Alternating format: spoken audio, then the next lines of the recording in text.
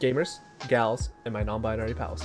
Welcome to FA Metalfoes, arguably the best deck in the N/R festival. I'm going to give you guys a little bit of a history lesson about what the deck did, a little bit of a card-by-card discussion in a deck profile, and of course some of that sweet gameplay. So, let's get started. Well, the police might be after him for that vehicular manslaughter. Manslaughter? Joseph. I did that shit on purpose. I've already talked about Metalfoes extensively on this channel before, so please give my Metalfoes Master Duel deck profile a watch. But to put it briefly, the Metalfoes were the first series of Pendulum cards to not have terrible scales, such as the Performer Pals, or summoning limitations, such as the Cleaforts. Additionally, they all share the same Pendulum effect, which reads, once per turn you could target one other face-up card you control, destroy it, and if you do, set one Metalfoes spell/trap directly from your deck. This allowed you to set all sort of play starters and comeback cards, from fusion spells to Mystic Tomatoes that double as face-up extra deck adds, to Reborns that also search, and this combination of cards is absolutely deadly in a format where games can get grindy and OTKs and negates are all but non-existent.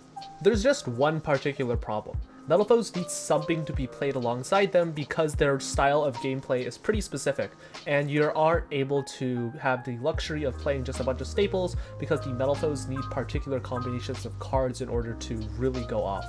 Now, in the TCG, you are able to play search cards, draw cards, and a bunch of extra deck material in order to really help your plays get off, but in NR format, these tools are unfortunately just unavailable to us. And we've tried a ton of different engines throughout the format, but this one is without a doubt the most powerful, the FAs. Now, the FAs all share three effects. They gain attack equal to their level times 300, they're unaffected by the activated effects from an opponent's monster whose original level/rank is lower than this card's level, and each time an FA spell or trap card is activated, you can increase this card's level by 1. What differentiates the FAs from each other is their fourth effect, where if they're level 7 or higher, they gain a bonus effect, and these effects are terrible. I'm just gonna say that flat out. Turbocharger is an Armades, Sonic Meister can attack twice, and Whip Crosser prevents foolishing or discarding to the graveyard to activate card effects. There's a reason why these guys are called fucking awful. But the number one card available to us within this rarity lock is FA Hang On Mock, where its bonus effect is if it's level 7 or higher, any card sent to your opponent's graveyard is banished instead. A one-sided Macrocosmos is absolutely incredible. So the theory behind this deck is that by cycling through their field spells, which either grant targeting protection in City Grand Prix, hand disruption in Off-Road Grand Prix, and draws in Circuit Grand Prix, by popping them with the Metalfoes cards, setting either up follow-up plays or extenders, and by boosting our Hang On Mock with their graveyard effects to search and setting up a new field spell, we could easily roid out our card and create a board with a big-ass monster, targeting protection with our City Grand Prix, follow-up in Metalfoes counters, and even disruption and test run if we open well enough. And with that, let's get into the card by card. We're going to start off with the Metalfoes half of the deck first, with 3 Metalfoes Stealing, who's terrible but we need names, 3 Silvered, who's terrible but we need names, 3 Gold Driver, who's terrible but we need names, Volflame, who's secretly the best card of the deck because he's big, 3 rare Metalfoes Bismugear. It shares the same Pendulum effect, but it also has a monster effect where if it's destroyed by battle or a card effect, you can add a Metalfoes monster from your deck to your hand during the end phase of the turn. This card is incredible for follow-ups. The only real downside is that you can't use it for Pendulum summon material just because it's a level 1 and your scales are kind of messy with that. It does make great Para-Metalfoes fusion material though, so keep that in mind. As well as finally rounding out the monsters, 3 Para-Metalfoes Melcaster.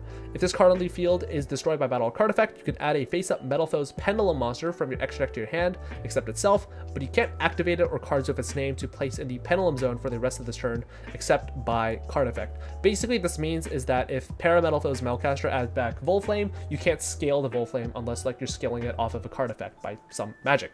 Anyways, our spells and traps, we're playing 2 Para-Metalfoes Metal Fusion. This lets you use a monster from your hand and the extra deck in order to go to your fusions. Really nice because you get to use leftover Bismugears and cards that you're adding back with like Melcaster. That's super nice. 3 Metalfoes counter. This is what makes the deck tick. If a card you control is destroyed by battle or card effect, special summon 1 Metalfoes monster from your deck. This is basically going to grab you either Volflames, Bismugears for follow-up play, or Melcaster for follow-up play. And during either player's turn except the turn it was sent to the graveyard, you can banish it and add a face-up Metalfoes Pendulum monster from your extra deck to your hand. This shit is not once per turn and is absolutely goofy. You play this shit at 3 because basically when you consider the fact that basically everything in NR format either destroys or needs to go into the battle phase to really remove monsters effectively, flipping triple counter basically just wins you the game. It's absolutely incredible. And finally, 1 combination.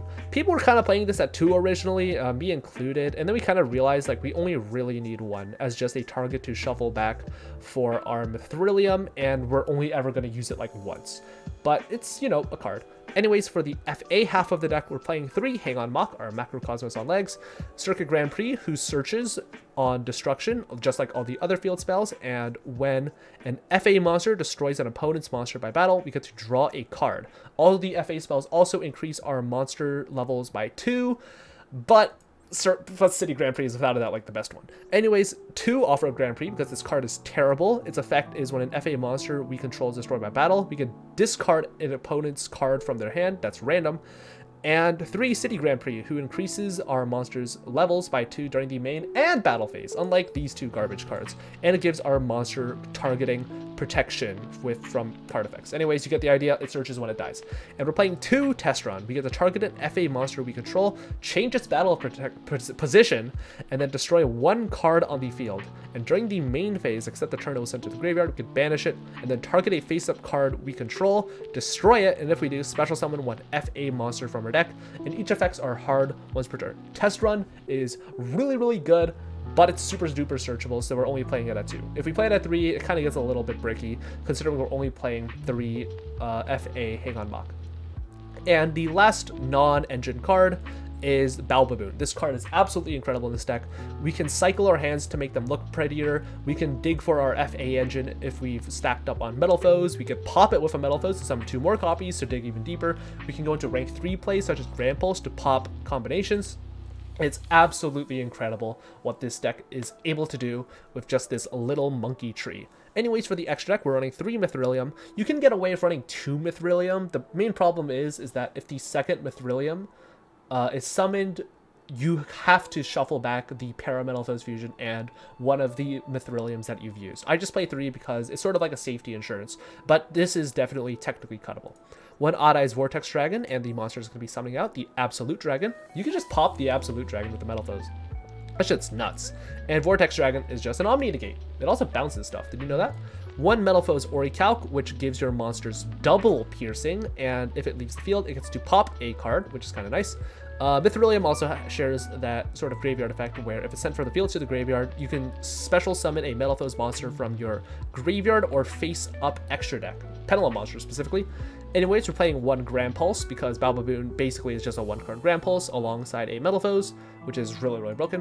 1 Dark Armed Dragon, the Dragon of Annihilation. This card is kind of cope, but it's really good for cleaning up boards. It's just a great overall catch-all in main phase 2 to just sort of clean up errant back row, lingering field spells, anything like that. Really, really nice stuff. Next, we're playing 1 Gravity Controller. This is sort of if we're making Odd Eyes Absolute, like the EMZ, we want to link off our Mithrilium to some like a Volflame from our extra deck to get some additional damage with the Gravity Controller. Gravity Controller can also spin stuff that's in the EMZ. Really, really nice stuff.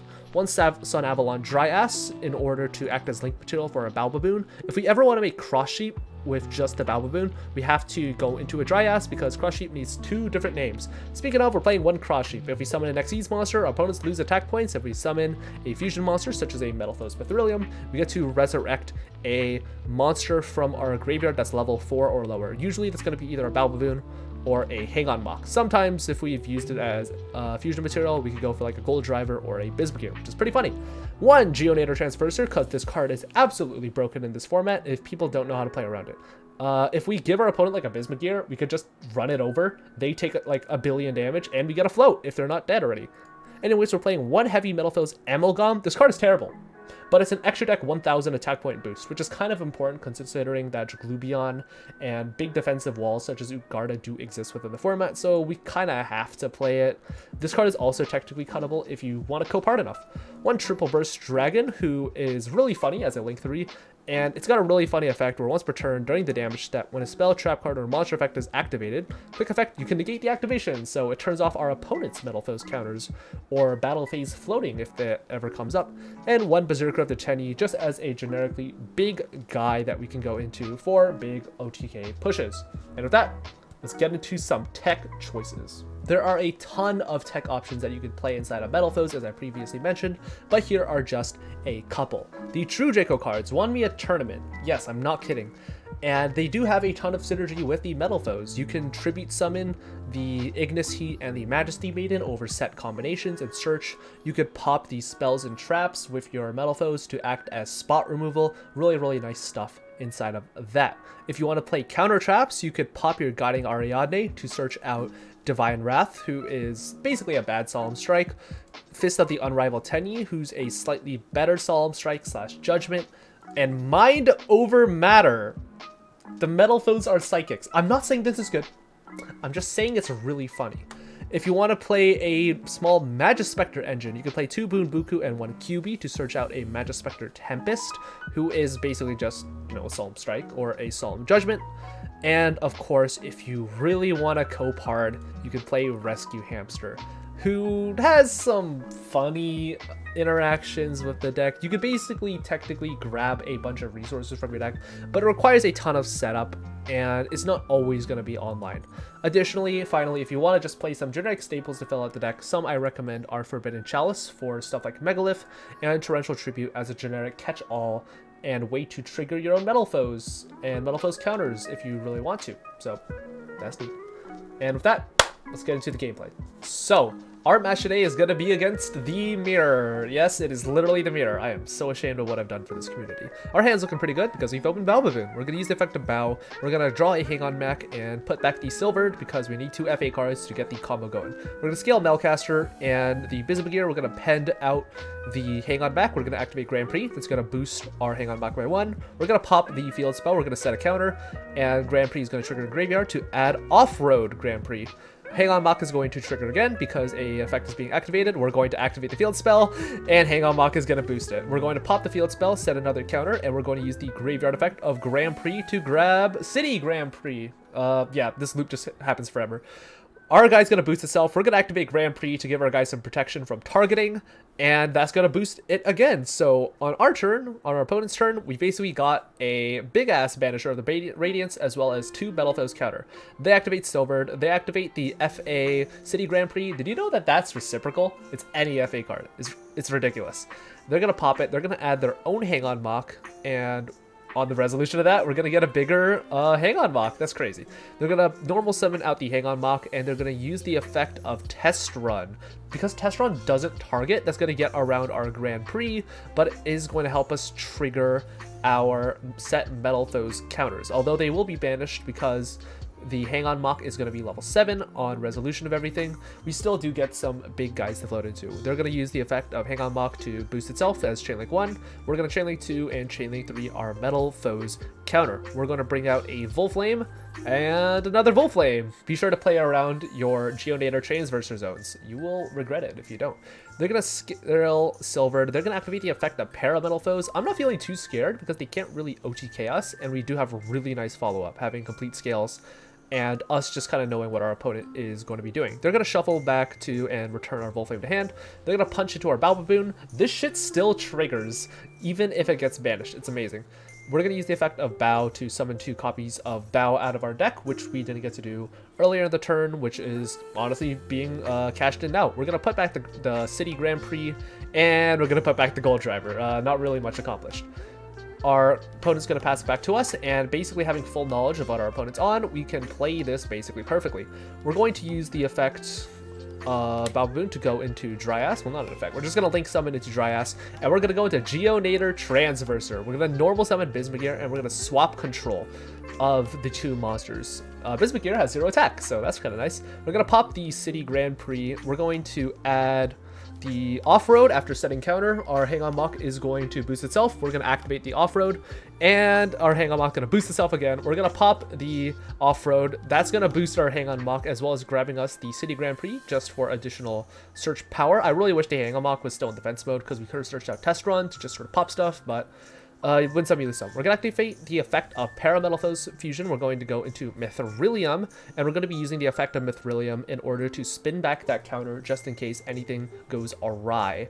Now we're going to Pendulum Summon out the Volflame, and then we're going to link both of them off into Triple Burst Dragon just in case their Mithrilium floats for some unforeseen reason. We're going to use Triple Burst to swing into Bisbegear. Bisbegear is going to trigger. Our Mithrilium is going to trigger Engrave, but our opponents won't. We're going to swing directly with the Volflame we just summoned, and with a 3300 Hang On Mach, we're going to swing for lethal. So what did we learn today, class? Did I again ruin common charity like all great Yu-Gi tubers do? Named me? Exactly. Yeah. And let's get into the pros and cons. 1, this deck has unmatched grind potential. Gadget players will kind of cope and be like, searching a gadget is good, but Metalfoes takes that grind to a whole nother level. Repeated Pendulum Summoning, Bisbegear and Melcaster floats, counter summons from the deck and add-backs, combination floats, Mithrilium shuffles. This deck really cannot be outed when it comes to that resource game and challenged in any meaningful way. 2, Hang On Mach is really fucking stupid. Macrocosmos, that's huge. Who would have guessed that a Banisher of the Radiance with just a bunch of attack points is really nice? It sucks that you kind of have to play so many field spells, but I mean, hey, the Grand Protection, Test Run's pretty neat. And 3, this deck has so much utility behind it. Test Run, Mithrilium, Piercing with Orical, Destruction with Orical. This deck is able to play the extra deck in a way that no other deck is really able to, except maybe Gadget Raider, but that really does rely on main deck staples and main deck techs to really even get a semblance of your plays off in a meaningful fashion. And the cons. 1, this deck definitely does suffer from slight inconsistency issues. It's not inconsistent by any means of the word, but it definitely does suffer from the dual engine problem, where sometimes you'll open nothing but one half of the deck, and sometimes you'll open nothing but the other half of the deck, and sometimes you'll open both halves of the deck, and it'll be completely unsynergistic. It'll kind of just come down to the luck of the draw. Is synergistic a real word? Anyways, 2, this deck is kind of hard to play. Metalfoes really is a deck all about macro play and mapping out your lines to most optimally counter your opponents or to set up your own board. Knowing what to cycle with Baboons, knowing what to pop, knowing what to float into. These are the sort of macro plays that can really make or break your entire match. And 3, this deck can't always go second as easily as true Draco Metalfoes. Where this deck definitely gains in going first potential, it definitely does lose a lot in going second because you're not able to use the true Draco cards in order to help break boards. In this deck, you're basically hoping you open Test Mach going second or bust. Now, this isn't to say that's completely unplayable to going second, but again, it does suffer a whole lot compared to true Draco Metal, which is a little bit more consistent and a little bit better at breaking boards. But overall, holy shit, this deck is like unbeatable if it goes first in NR format. If you don't brick, this deck is like literally the best deck. But yeah, this is gonna be it for me. Have fun ruining your friends' NR format tourneys. Have fun ruining VTubers the same way I do on a weekly basis. And that's gonna be it for me. See ya.